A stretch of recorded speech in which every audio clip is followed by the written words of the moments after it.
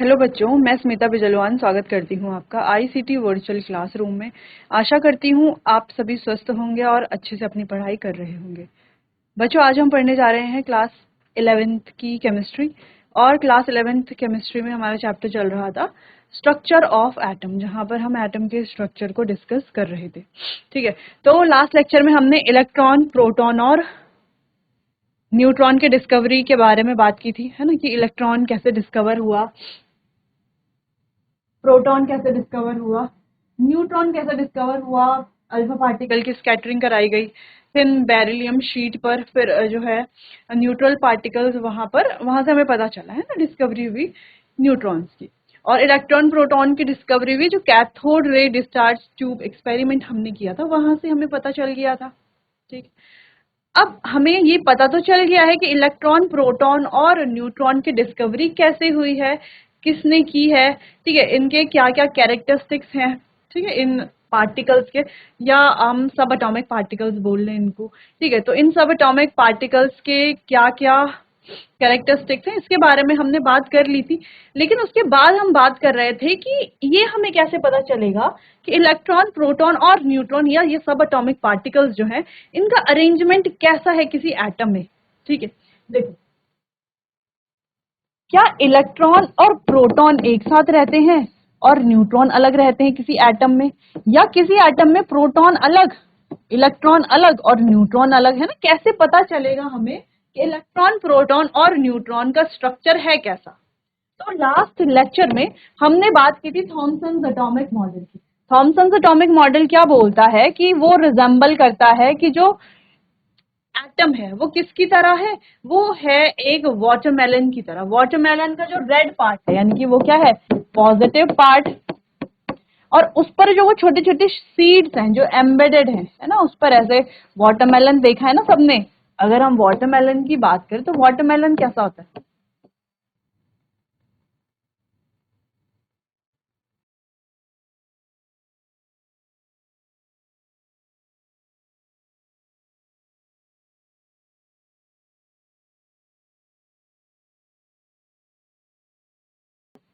क्या वाटरमेलन कुछ ऐसा होता है जैसे हमने यहाँ पे इमेज बनाई, थोड़ा थोड़ा है ना, बस सीड्स का शेप थोड़ा ट्रायंगल होता है, यहाँ पर हमने सीड्स का शेप थोड़ा चेंज कर दिया। लेकिन ओवरऑल देखा जाए तो वाटरमेलन कुछ कुछ ऐसा ही होता है।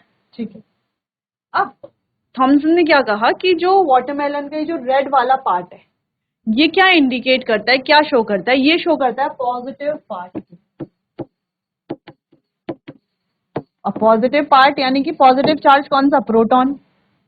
ठीक है, पॉजिटिव पार्ट।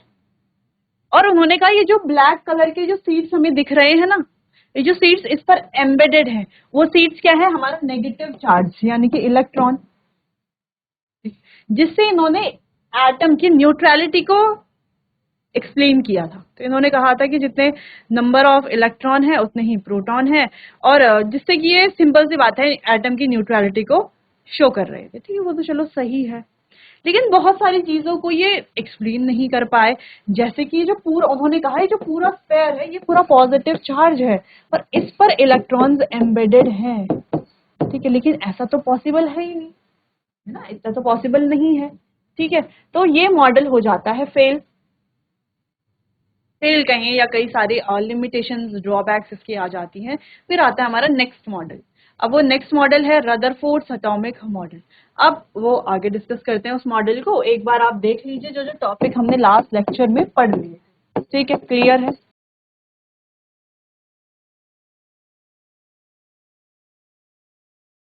तो ये हमारे तीन सब एटॉमिक पार्टिकल्स, इनकी डिस्कवरी कैसे कैसे हुई। पहला ये हमने पढ़ लिया था। ठीक है, इलेक्ट्रॉन की डिस्कवरी कैसे हुई, ऐसे ये आपको एक्सपेरिमेंट ध्यान रखना है। ठीक है, cathode ray discharge tube. Same ऐसे ही एनोड के लिए भी हमने कैरेक्टरिस्टिक्स के बारे में बात की। सेम ऐसे ही हमने एनोड के लिए पढ़ा। अच्छा, यहाँ पे मॉडिफिकेशंस क्या क्या किए गए ये भी हमने देखा।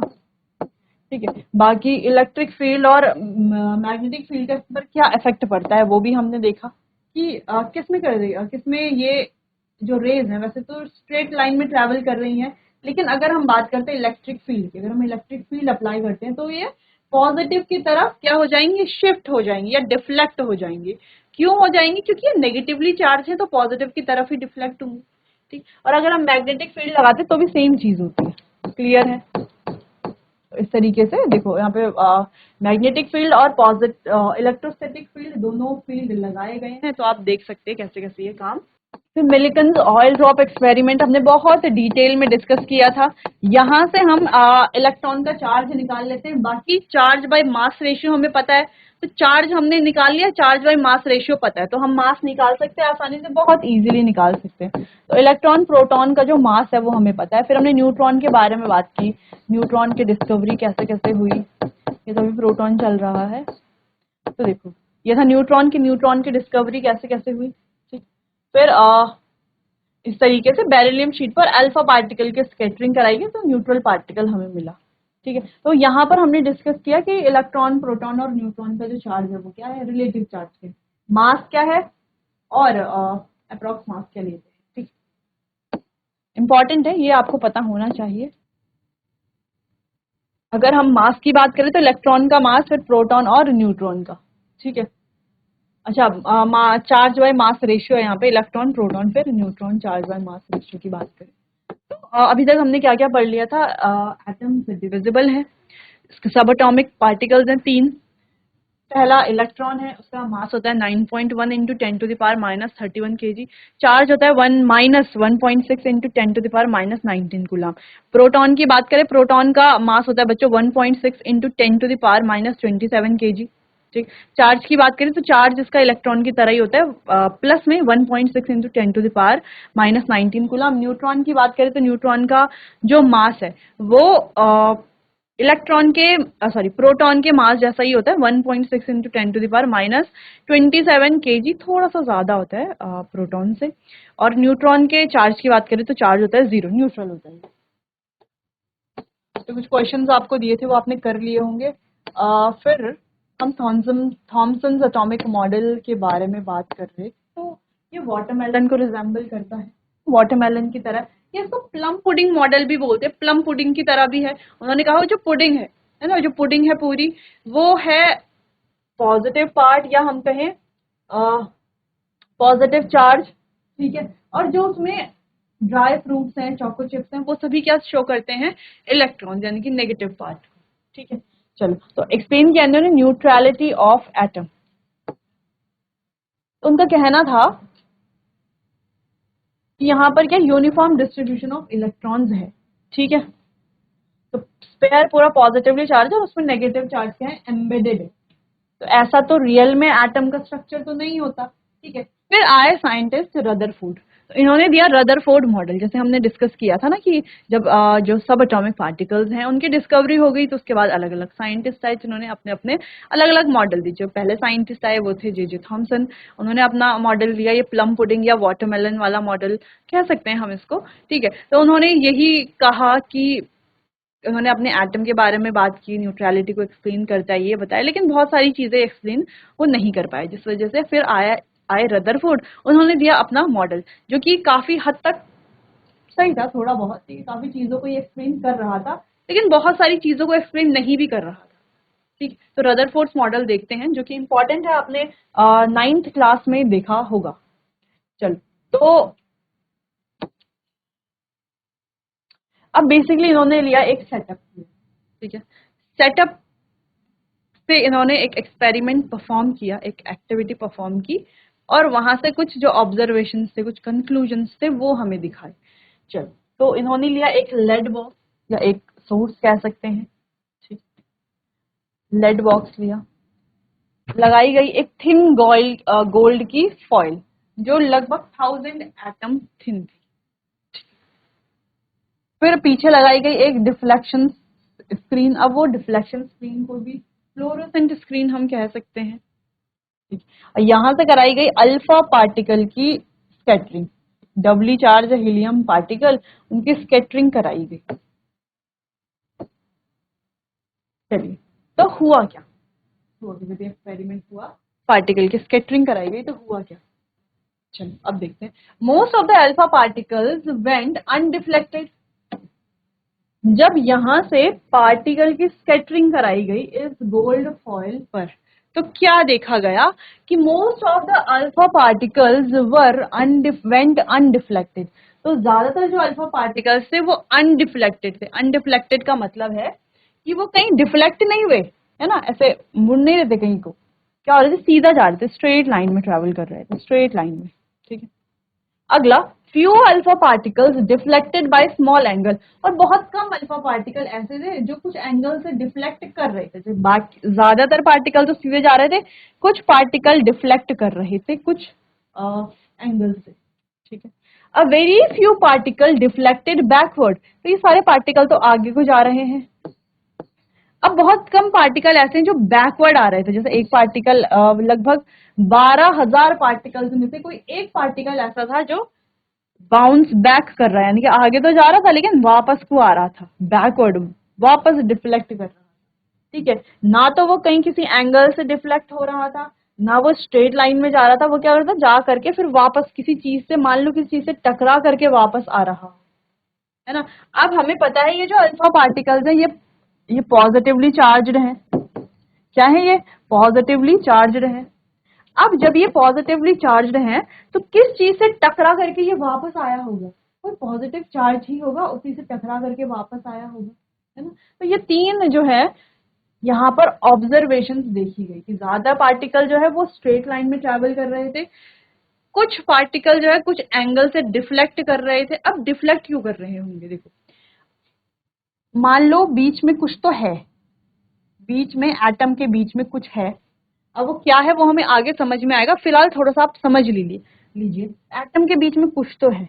अब ज्यादातर जो पार्टिकल्स हैं, ज्यादातर जो पार्टिकल्स हैं वो सीधे जा रहे हैं। सीधे जा रहे हैं का मतलब है कि वो किसी चीज से टकरा नहीं रहे हैं ना, इसीलिए तो सीधे जा रहे हैं। कुछ पार्टिकल ऐसे हैं जो कुछ एंगल से डिफ्लेक्ट कर रहे हैं, तो बहुत कम पार्टिकल ऐसे हैं। यानी कि ये कोई बीच में कुछ चीज ऐसी तो है जिस पर पार्टिकल टकरा करके डिफ्लेक्ट हो जा रहे हैं, जिस पर पार्टिकल ऐसे टकरा रहे हैं, जिस पर उसके आसपास के जो पार्टिकल टकरा रहे हैं वो कुछ एंगल से डिफ्लेक्ट हो जा रहे हैं। ठीक है, और एक पार्टिकल ऐसा था, 12,000 पार्टिकल की जब स्कैटरिंग की जा रही थी तो उनमें से एक पार्टिकल ऐसा था जो सीधा यहाँ पर जाकर के सीधा इस पर टकरा करके वापस आ रहा था। ठीक है, ऐसे पार्टिकल बहुत ज्यादा कम थे, लगभग 12,000 में से एक पार्टिकल, जो कि हमने अभी डिस्कस किया। तो ये तीन चीजें यहाँ पर हो रही थी, तीन ऑब्जर्वेशन हमें यहाँ पर देखने को मिली। तो इससे आपको क्या समझ में आ रहा है कि कुछ तो है बीच में। अब ये जो भी चीज है, क्या ये पॉजिटिव चार्ज है? हाँ, क्योंकि देखो ये जो अल्फा पार्टिकल्स है ये पॉजिटिवली चार्ज है, तो जब ये किसी पॉजिटिव चार्ज से ही टकरा रहा होगा तभी वापस आ रहा होगा। नेगेटिव से टकराता तो अट्रैक्ट होता, तो बीच में अगर नेगेटिव चार्ज होता तो ये उस पर अट्रैक्ट करता, है ना, अट्रैक्ट होता उस पर, होता, बिल्कुल होता। ठीक है, तो इसीलिए यहाँ पर कुछ तो है जो पॉजिटिवली चार्ज है जिस पर ये टकरा करके वापस आ रहा है। क्लियर है? अच्छा, अब यहाँ पर ये स्ट्रक्चर आपको देख लेना। अब यहाँ पर अगर आप ध्यान से देखें तो ये पार्टिकल्स कैसे आपको दिख रहे हैं, देखो ज्यादातर पार्टिकल्स स्ट्रेट लाइन में ट्रेवल कर रहे हैं। ठीक है, अब कुछ पार्टिकल ऐसे हैं जो इनसे टकरा करके डिफ्लेक्ट कर रहे हैं। अभी देखना यहाँ पर, ये पार्टिकल आया और ये पार्टिकल टकरा करके ऐसे डिफ्लेक्ट कर रहे हैं। ठीक है, फिर 12,000 में से एक पार्टिकल ऐसा है ना जो बाउंस बैक कर, अगर आप ध्यान से देखो तो तीनों चीजें आपको यहाँ पर दिखेंगी। तो पार्टिकल स्ट्रेट लाइन में ट्रेवल कर रहे हैं, कुछ पार्टिकल टकरा करके डिफ्लेक्ट कर रहे हैं, जैसे यहाँ पर देखो यहाँ से पार्टिकल आ रहा है और डिफ्लेक्ट कर रहा है। ठीक है, ये देखो डिफ्लेक्ट कर रहा है टकरा करके। और कुछ पार्टिकल ऐसे जैसे ये वाला पार्टिकल इधर से टकरा करके वापस जा रहा है, बाउंस बैक कर रहा है। तो ये थी इसकी मेन कुछ ऑब्जर्वेशन। ठीक है, ये बहुत इंपॉर्टेंट है, ज्यादातर क्वेश्चंस ऑब्जर्वेशन कंक्लूजन इन्हीं चीजों से आता है। ठीक, चलो इतना आप नोट कर लो। अच्छा, दूसरी चीज ये कि इसके पीछे ये स्क्रीन क्या काम कर रही है। स्क्रीन का मतलब ये है, स्क्रीन लगाई क्यों जा रही है, क्योंकि जो पार्टिकल्स इस पर टकरा रहे हैं, जो स्ट्रेट लाइन में जा रहे होंगे, पर टकरा रहे होंगे। ठीक है, तो टकरा रहे होंगे तो वहां पर क्या कर रहे होंगे, जब वो टकराएंगे तो स्क्रीन वहां पर क्या करेगी, ग्लो करेगी, डिटेक्शन वहां पर होगा। ठीक है, इन पार्टिकल्स का। दूसरा ये है कि जो डिफ्लेक्ट कर रहे हैं तो अलग अलग डायरेक्शन में हमें डिफ्लेक्शंस देखने को मिलेंगे, पार्टिकल्स अलग अलग डायरेक्शन में ग्लो होते हुए दिखेंगे। ठीक है, चलो क्लियर है, नोट कीजिए इतना। चलो आगे बढ़ते हैं। तो थॉमसन मॉडल अगर देखा जाए, थॉमसन मॉडल क्या कहता है कि यहाँ से पार्टिकल डाले जाएंगे तो ऐसे जाएंगे, रदरफोर्ड्स मॉडल क्या कहता है कि कुछ पार्टिकल ट्रैवल कर रहे हैं स्ट्रेट लाइन में, पार्टिकल क्या कर रहे हैं, बाउंस बैक कर रहे हैं, और कुछ पार्टिकल डिफ्लेक्ट कर रहे हैं। ठीक है, चलो तो नॉर्मल है, बाकी ये सेम वही। अब कंक्लूजन क्या है, कंक्लूजन क्या आया होगा, कंक्लूजन तो यही आया होगा कि जैसे हम मान ले एटम है, एटम है, इसमें कुछ तो है बीच में, ठीक है, अभी हमें पता नहीं है कि पॉजिटिव चार्ज है, अब इसको ऐसे ही मान लो कुछ तो है बीच में। तो हमने देखा ज्यादातर पार्टिकल स्ट्रेट लाइन में ट्रेवल कर रहे थे। तो क्यों कर रहे होंगे स्ट्रेट लाइन में ट्रेवल, क्योंकि इसका ज्यादातर जो स्पेस है वो कैसा है, एम्प्टी है, ज्यादातर जगह एटम की क्या है, खाली है। तो atom have lot of space, empty space, ठीक है, लॉट ऑफ एम्प्टी स्पेस, यानी कि बहुत ज्यादा खाली जगह इसमें। नेक्स्ट, एटम्स है पॉजिटिव चार्ज एंटिटी। तो पॉजिटिव चार्ज एंटिटी है एटम के पास, क्योंकि तभी तो पार्टिकल यहाँ पे टकरा करके डिफ्लेक्ट हो रहे थे, डिफ्लेक्ट हो रहे थे, ठीक है, और कुछ जो है वापस बाउंस बैक हो रहे थे। Positive charge entity is present as dense mass at the centre. Point ये है कि वो जो हम कह रहे हैं ना कि एक एंटिटी प्रेजेंट है, हमने ये क्यों कहा कि बीच में प्रेजेंट है, हमने ये क्यों नहीं कहा कि यहाँ पे प्रेजेंट है ना, यहाँ पे भी प्रेजेंट हो सकती थी, यहाँ पे भी, या यहाँ पे भी, ऐसे भी तो हो सकता था। लेकिन हम क्यों कह रहे हैं बीच में प्रेजेंट है, क्योंकि उसमें क्या है, एक डेंस मास है जो कि बीच में ही प्रेजेंट है। क्लियर है, चलो इतना समझ में आया, क्या समझ में आया, positive charge entity is present as dense mass at the centre. तो जो पॉजिटिव एंटिटी है वो क्या है, वो डेंस मास है जो सेंटर में प्रेजेंट है एटम के, ठीक है, कहाँ पर प्रेजेंट है, एटम के सेंटर में प्रेजेंट है। तो अभी तक तो सही चल रहा है उनका मॉडल, है ना, अभी तक तो वैसा ही है जैसे हमने पढ़ा है एटम का मॉडल, ठीक है, थोड़ा बहुत। चलिए, dense mass is very small is known as nucleus. और ये जो बीच में छोटा सा डेंस मास है, कौन सा डेंस मास है, तो ये जो बीच में छोटा सा डेंस मास है, इस डेंस मास को क्या कहा जा रहा है, इस डेंस मास को हम कहेंगे न्यूक्लियस। ठीक है, क्या कहा जा रहा है इस डेंस मास को, इस डेंस मास को कहा जा रहा है न्यूक्लियस। ठीक है, साइज ऑफ न्यूक्लियस, अगर हम न्यूक्लियस के साइज के बारे में बात करें तो न्यूक्लियस का साइज है 10⁻⁻15 मीटर, जो कि बहुत ज्यादा छोटा है। अगर हम एटम की बात करें तो एटम का साइज है 10⁻⁻10, 10 इंटू 10⁻⁻10। तो यहां पर क्या समझ में आता है कि न्यूक्लियस एटम से बहुत ज्यादा छोटा है। कितना छोटा है, देखो, मान लो कितना छोटा होगा, मान लो ये क्या है, यहाँ पर 5 किलोमीटर रेडियस का एक क्रिकेट फील्ड है, ठीक है, ये क्या है, 5 किलोमीटर इसकी रेडियस है, 5 किलोमीटर रेडियस का एक चाहे कोई भी ग्राउंड है, फुटबॉल ग्राउंड है मान लो, ठीक है, कोई भी फुटबॉल ग्राउंड है 5 किलोमीटर रेडियस का। अब आप जानते हो 5 किलोमीटर कितना ज्यादा होता है, और 5 किलोमीटर रेडियस का जो सर्कल होगा वो कितना ज्यादा होगा, है ना, बहुत ज्यादा होगा। और उसके बीच में एक छोटी सी क्रिकेट बॉल हमने रख दी यहाँ पे, तो क्या इस छोटी सी क्रिकेट बॉल को हम ऊपर से तो देख भी नहीं पाएंगे, इतनी छोटी क्रिकेट बॉल है। तो इतना ही छोटा न्यूक्लियस होता है एटम से, यानी कि अब आप समझ गए हो कि एटम के कंपैरिजन में न्यूक्लियस कितना छोटा होता है, ठीक है, अगर हम कंपैरिजन कर रहे हैं यहाँ पे तो, ठीक है। तो एटम क्या है, ये बड़ा सा फुटबॉल का ग्राउंड है, और न्यूक्लियस क्या है, ये छोटी सी बॉल न्यूक्लियस है। तो इतना डिफरेंस है दोनों के बीच में। तो बड़े से फुटबॉल ग्राउंड के बीच में एक छोटी सी फुटबॉल भी हमें दिख नहीं पाती, फुटबॉल फिर भी बड़ी होती है साइज में, और क्रिकेट बॉल तो बहुत ज्यादा छोटी होती है, रख देंगे बीच में तो दिखेगी नहीं ऊपर से। तो इतना ज्यादा छोटा होता है न्यूक्लियस एटम से, ठीक है। ये इंपॉर्टेंट पॉइंट है, ये कंक्लूजन थे जो दिए गए रदरफोर्ड के द्वारा। तो पहले हमने ऑब्जर्वेशन देखी कि स्ट्रेट लाइन में ट्रैवल कर रहे हैं, कुछ एंगल से डिफ्लेक्ट हो रहे हैं कुछ कुछ पार्टिकल्स, और बहुत कम पार्टिकल्स बाउंस बैक आ रहे हैं, लगभग 12,000 में से एक पार्टिकल बाउंस बैक हो रहा है। तो ऐसा क्यों है, उसके कंक्लूजन हमने देख लिया कि एटम का ज्यादातर पार्ट एम्प्टी है, बीच में कोई पॉजिटिव एंटिटी है। वो पॉजिटिव एंटिटी जो है वो क्या है बच्चों, वो एक डेंस मास है, उसको क्या कहा जाता है, न्यूक्लियस कहा जाता है। अभी तक ये तो पढ़ लिया हमने ना कि ये जो पॉजिटिव एंटिटी है बीच में, तो क्या बोलते हैं, न्यूक्लियस। अगर हम बात करें साइज की तो देखो एटम के कंपैरिजन में इसका साइज बहुत ज्यादा छोटा होता है। क्लियर, नोट कीजिए इतना।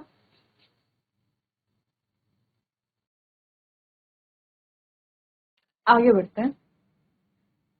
तो यहाँ पर समझ में क्या आता है कि पॉजिटिवली चार्ज्ड मास, पॉजिटिवली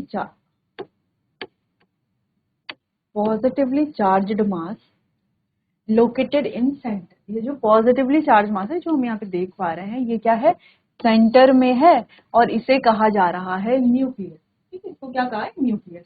फिर बात की इन्होंने इलेक्ट्रॉन्स की, कि इलेक्ट्रॉन्स क्या कर रहे हैं, सर्कुलर पाथ में रोटेट, है ना, सर्कुलर पाथ है इनका एक, और उसे क्या कहा जा रहा है, ऑर्बिट कहा जा रहा है। यहाँ पे एक फोर्स है, इलेक्ट्रोस्टैटिक फोर्स इनके बीच में, जो इनको एक साथ जोड़ करके रखती है। ठीक है, इलेक्ट्रोस्टैटिक फोर्स है जो इनको एक साथ जोड़ करके रखती है। ठीक है, तो ये 3 पॉइंट है जो कि इम्पोर्टेंट भी है। बाकी यहाँ पर फेल क्यों हुआ था ये मॉडल, लिमिटेशंस के, इसके बारे में आगे बात करेंगे। फिलहाल ये तीनों पॉइंट आपको नोट कर लेने हैं। ठीक है, इनको आप नोट कीजिए। चलो, फिर लिमिटेशंस की बात करेंगे, पहले आप इतना नोट कीजिए।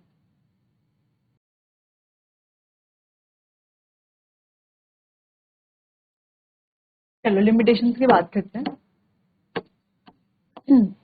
Rutherford model could not explain stability of electron in an orbit. तो उन्होंने इलेक्ट्रॉन की स्टेबिलिटी को एक्सप्लेन नहीं किया। अब उनका कहना ये था कि इलेक्ट्रॉन क्या कर रहा है, ऐसे रोटेट कर, तो कुछ एनर्जी होगी, एनर्जी रोटेट कर रहा होगा। अब जब रोटेट करेगा तो धीरे धीरे एनर्जी कम भी तो होगी, है ना। तो इस तरीके से मान लो ये न्यूक्लियस है, तो मान लो ये क्या है, न्यूक्लियस है, और ये इलेक्ट्रॉन है यहाँ पे रोटेट कर रहा है।